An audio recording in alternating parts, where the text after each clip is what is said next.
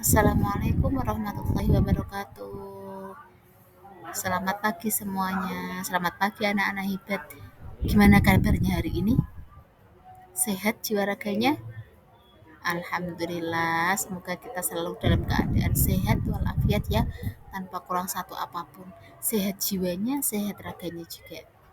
Ya. Hari ini bahagia kan perasaannya? Alhamdulillah. Semoga selalu bahagia, semangat dan selalu semangat dalam menghadapi apapun. Nah, hari ini kita bertemu lagi dengan Mapel PAI sama Bu Zizah di materi rukhsah ya. Oke, alangkah baiknya sebelum kita lanjut diskusi, sebelum kita lanjut belajar bersama materi rukhsah, kita berdoa dulu ya. Mari kita tundukkan kepala sejenak. Semoga apa yang akan kita pelajari, apa yang akan kita lakukan ini membawa keberkahan. Amin. Bismillahirrahmanirrahim. Raditu billahi robba wa bil islami dina wa bi muhammadin nabiyya wa rasulah. Rabbi zidni ilman nafi'a warzuqni fahma. Amin. Amin ya rabbal alamin. Oke, terima kasih anak-anak. Oke anak-anak, pembelajaran kita hari ini itu tentang rukhsah ya. Siapa yang baru tahu atau siapa yang baru mendengar kata rukhsah? Ya, rukhsah itu artinya kemudahan dari Allah Subhanahu wa taala dalam beribadah kepadanya, ya Nak. Jadi ibadah merupakan kewajiban bagi setiap umat muslim. Setiap muslim diwajibkan melaksanakan ibadah utama seperti sholat, puasa, zakat, dan haji. Namun, Islam tetap memberi keringanan bagi yang tidak mampu melaksanakannya secara sempurna. Keringanan dan kemudahan dalam beribadah itu disebut dengan rukhsah.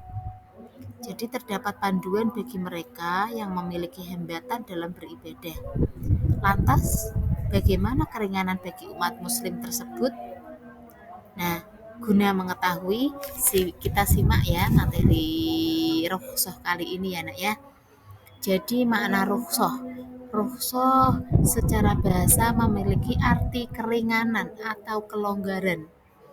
Secara istilah, rukhsah itu diartikan sebagai perubahan hukum dari hukum asalnya karena sebab tertentu dengan tujuan untuk memberikan kemudahan dan keringanan. Jadi dengan rukhsah, keringanan diperoleh umat Islam dalam melaksanakan ketentuan Allah Subhanahu wa taala. Pada keadaan tertentu, dalam usul fikih disebutkan bahwa rukhsah dapat memberikan pengecualian atau membolehkan prinsip umum disebabkan karena keterpaksaan, darurat, atau kebutuhan. Jadi, pada dasarnya, kewajiban tetap harus dilaksanakan ya, sesuai dengan hukum asalnya. Akan tetapi, boleh ditinggal atau diganti pada bentuk lain karena sebab atau kondisi tertentu.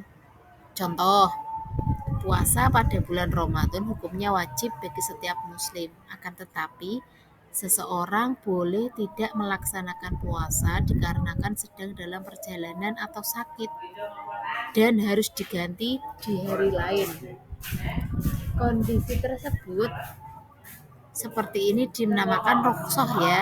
Hukum rukhsah itu artinya itu hukumnya ibahah atau dibolehkan karena kebutuhan atau keterpaksaan.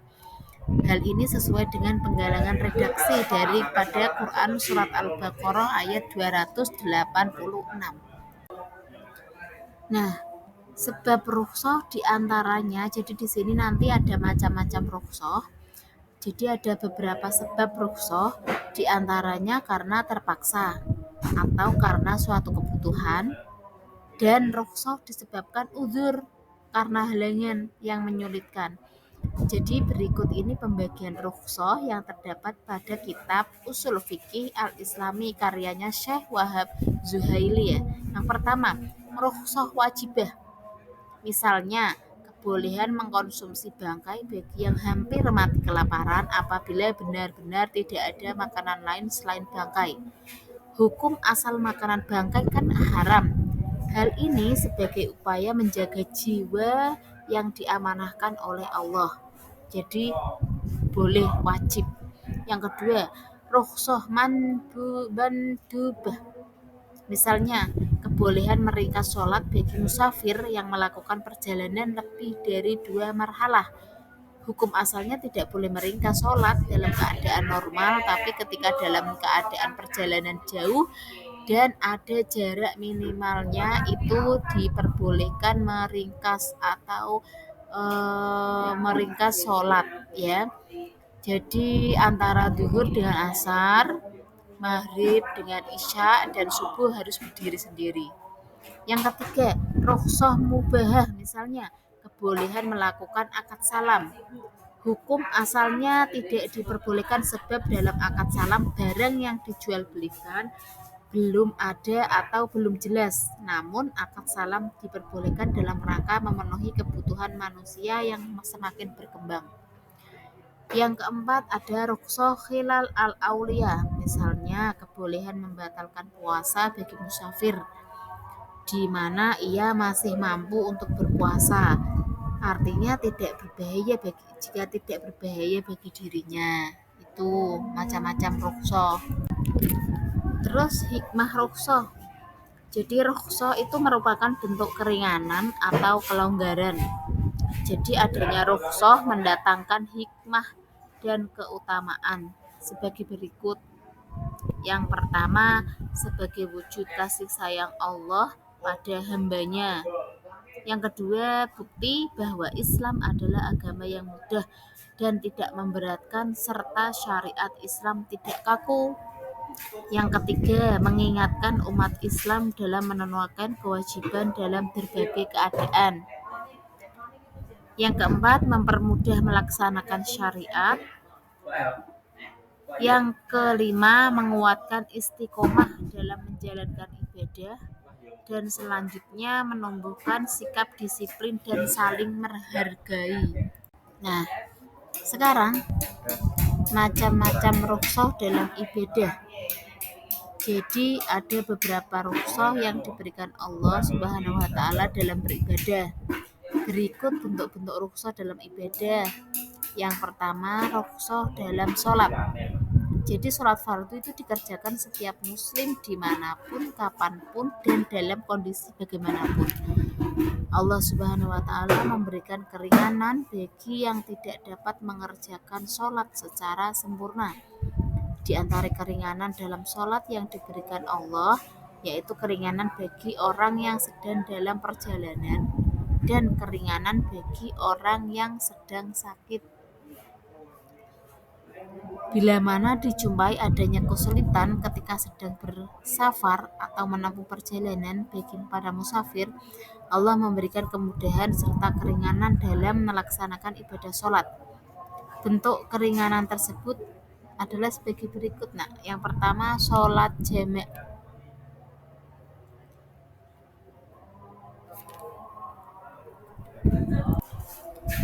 Sholat jamak artinya menggabungkan atau mengumpulkan dua sholat fardu dan dilaksanakan dalam satu waktu dengan tidak mengurangi jumlah rakaatnya.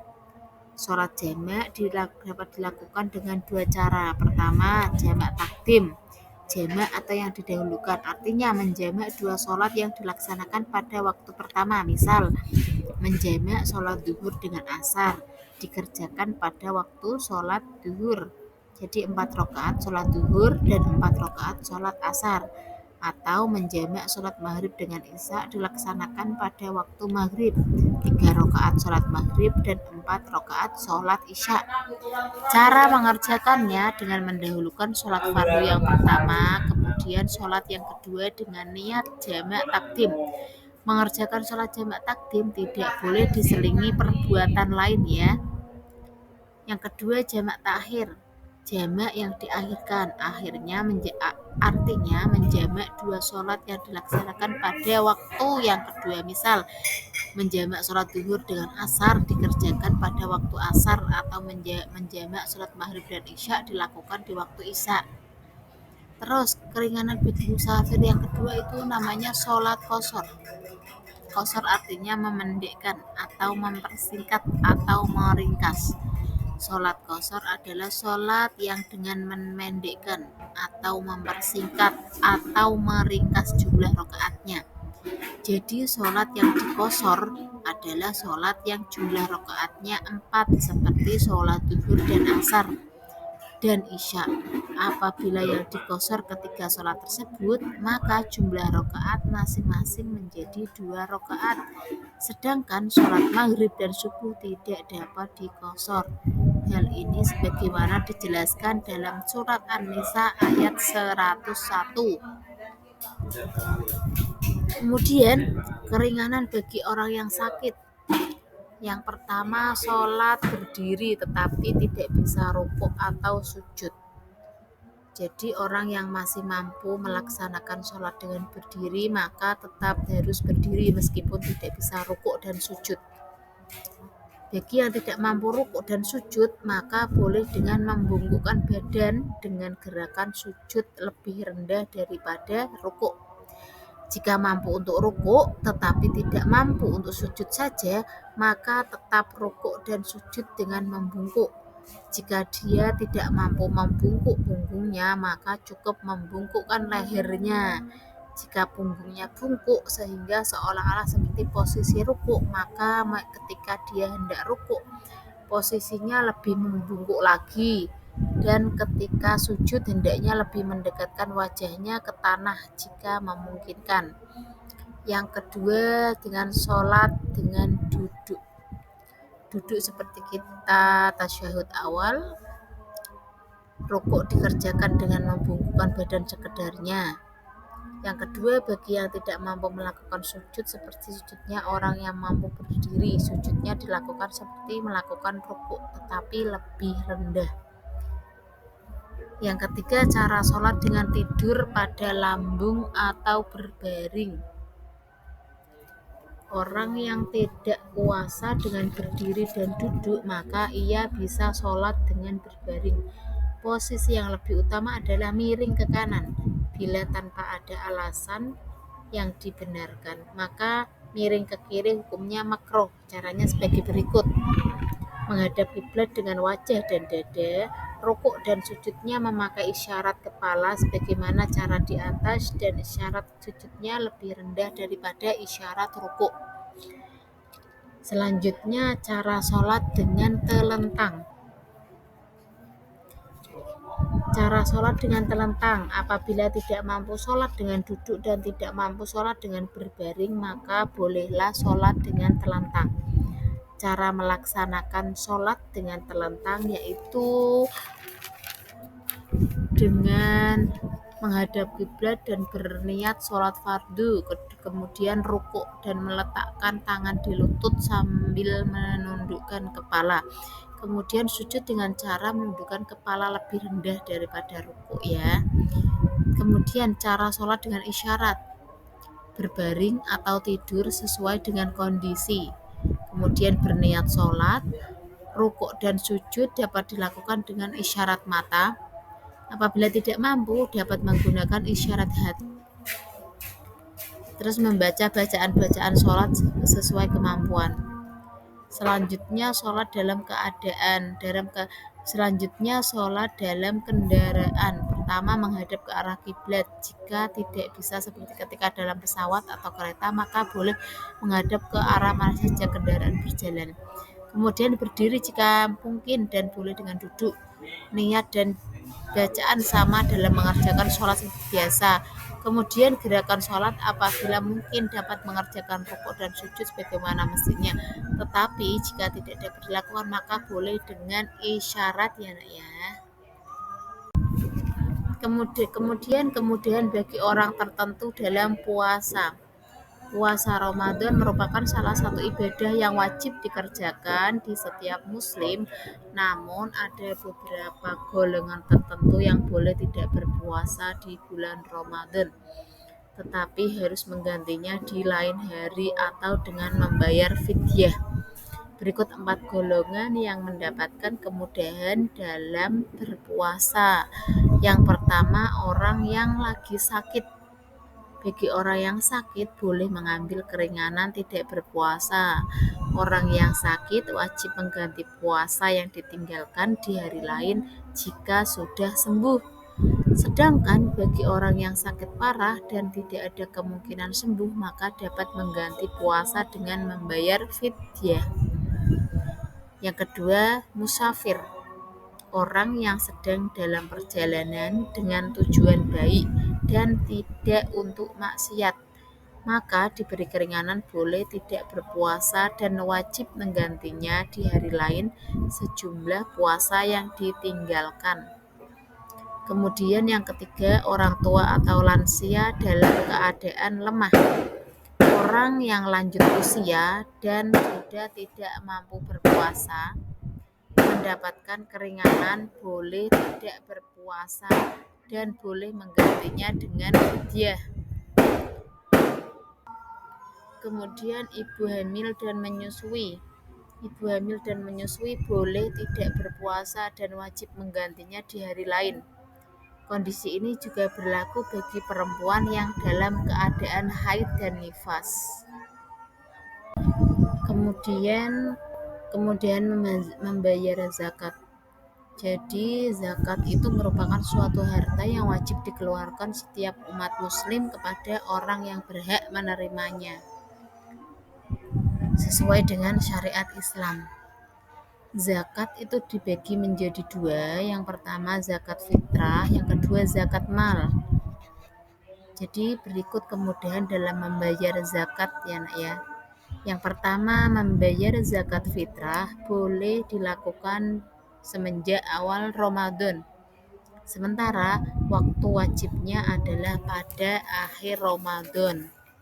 Kemudian yang kedua, membayar zakat dengan menggunakan uang. Terdapat beberapa pendapat yang memperbolehkan membayar zakat dengan uang, tetapi ada yang tidak memperbolehkan pendapat dan memperbolehkan membayar zakat dengan uang apabila ada kemaslahatan. Yang ketiga, pembayaran zakat hendaknya dilakukan oleh pemilik zakat, tetapi pembayaran boleh diwakilkan oleh orang lain, misal zakat ibu dibayarkan oleh anak. Seperti itu contohnya.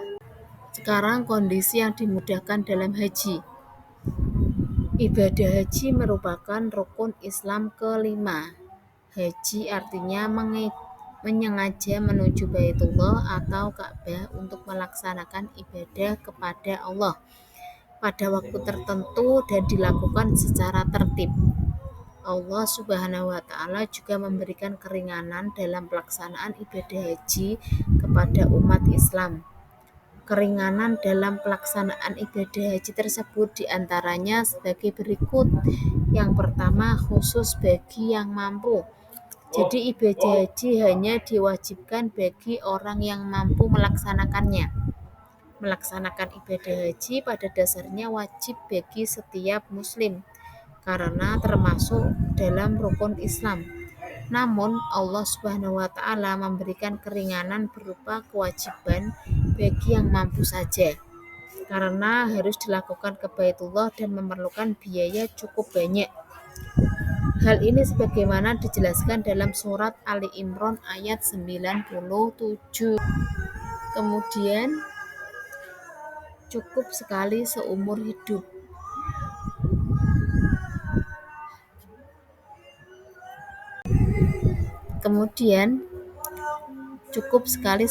hidup. Jadi hukum haji adalah fardu ain, wajibnya sekali seumur hidup saja. Di dalam Islam dikenal dengan Hajjatul Islam, yang artinya kewajiban haji yang wajib dilakukan sekali seumur hidup. Setelah itu, jika haji lagi, hukumnya menjadi sunnah. Akan tetapi bagi mereka yang mempunyai nazar berhaji, maka menjadi wajib baginya untuk melaksanakan ibadah haji. Ibadah haji diwajibkan bagi muslim yang mampu dengan syarat, rukun, dan waktu yang telah ditentukan. Itu. Kemudian pelaksanaan ibadah haji. Terdapat beberapa jenis haji dalam melaksanaannya. Hal tersebut terbagi menjadi 3, yaitu sebagai berikut. Yang pertama, haji ifrad, mendahulukan haji daripada umroh. Jadi haji ifrad adalah seseorang berniat melakukan haji terlebih dahulu, kemudian setelah selesai melaksanakan ibadah haji, berniat kembali untuk melaksanakan ibadah umroh pada bulan-bulan haji tersebut. Jenis haji ini cukup sulit dilaksanakan bagi jemaah haji Indonesia, terutama yang tidak terbiasa mengenakan kain ihram, sebab semenjak jemaah tiba di Mekah, mereka tidak boleh melepas kain ihram hingga tiba hari raya Idul Adha atau setelah pelontaran jumroh Aqobah.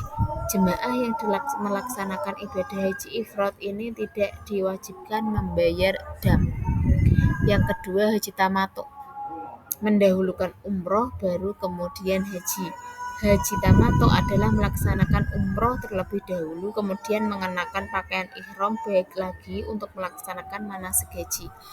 Jenis inilah yang mudah dan paling banyak dilaksanakan jemaah haji Indonesia. Namun demikian, pelaksanaan haji jenis ini diwajibkan membayar dam atau berpuasa 10 hari, yaitu 3 hari pada waktu di tanah suci dan 7 hari setelah kembali ke tanah air. Yang ketiga, haji qiron, melaksanakan haji sekaligus umroh. Haji qiron adalah seseorang berniat haji dan umroh secara bersama-sama pada bulan-bulan haji. Dengan kata lain, berihram untuk menunaikan umroh dan haji sekaligus dan menetapkan diri dalam keadaan berihram atau tidak bertahalul hingga tanggal 10 Zulhijjah. Oleh karena itu, untuk haji qiron ini dikenakan dam, wajib menyembelih hewan kurban seekor kambing pada tanggal 10 Zulhijjah atau di hari-hari tasyrik tanggal 11, 12, 13 Zulhijjah. Bila tidak mampu menyembelih, maka wajib berpuasa 10 hari, yaitu 3 hari di waktu haji, boleh dilaksanakan di hari tasyrik, tetapi yang lebih utama dilakukan sebelum tanggal 9 Zulhijjah atau hari Arafah, dan 7 hari setelah pulang ke kampung halamannya. Dengan cara ini, berarti seluruh pekerjaan umrohnya sudah tercakup dalam pekerjaan haji. Kemudian pelaksanaan rukun-rukun haji. Jadi ibadah haji diwajibkan bagi yang mampu, baik secara materi maupun fisik. Terdapat keringanan bagi yang mengalami kendala fisik. Berikut beberapa hal yang meringankan ibadah haji. Pertama, tawaf. Jemaah yang sakit dan tidak bisa mengerjakan tawaf sendiri, maka dapat mengerjakan dengan cara ditandu atau dibopong. Kemudian sa'i, pada saat melakukan sa'i, apabila sakit dan tidak bisa berjalan atau masalah lain, maka boleh menggunakan kursi roda atau alat bantu lainnya. Yang ketiga, wukuf. Wukuf merupakan rukun haji sehingga tidak boleh meninggalkannya. Jemaah yang meninggalkan wukuf maka hajinya tidak sah. Apabila berhalangan ketika wukuf, misalnya sakit dan lain sebagainya, maka tetap wajib melaksanakan meskipun berada dalam kendaraan atau ambulan. Kemudian yang kedua, boleh tidak bermalam di Mina. Saat melempar jumroh, apabila tidak dapat mengerjakannya sendiri dengan kondisi tertentu, maka diwakilkan oleh orang yang sudah melaksanakannya. Apabila jemaah ingin cepat kembali ke Mekah pada berada di Mekah di Mina sebelum tanggal 13 Zulhijjah, maka boleh meninggalkan Mina lebih awal, dan tanggal 13 Zulhijjah disebut nafar awal. Yang ketiga, ibadah yang berpahala setara haji. Pertama, umroh di bulan Ramadan, sholat fardu berjamaah, sholat duha, dan menghadiri majelis ilmu di masjid. Alhamdulillah, sampai sini anak-anak. Ada pertanyaan? Kalau ada, nanti silakan acungkan tangan kanannya ya. Kita setelah ini diskusi bareng dan belajar bareng. Terima kasih. Akhirul kalam. Wassalamualaikum warahmatullahi wabarakatuh.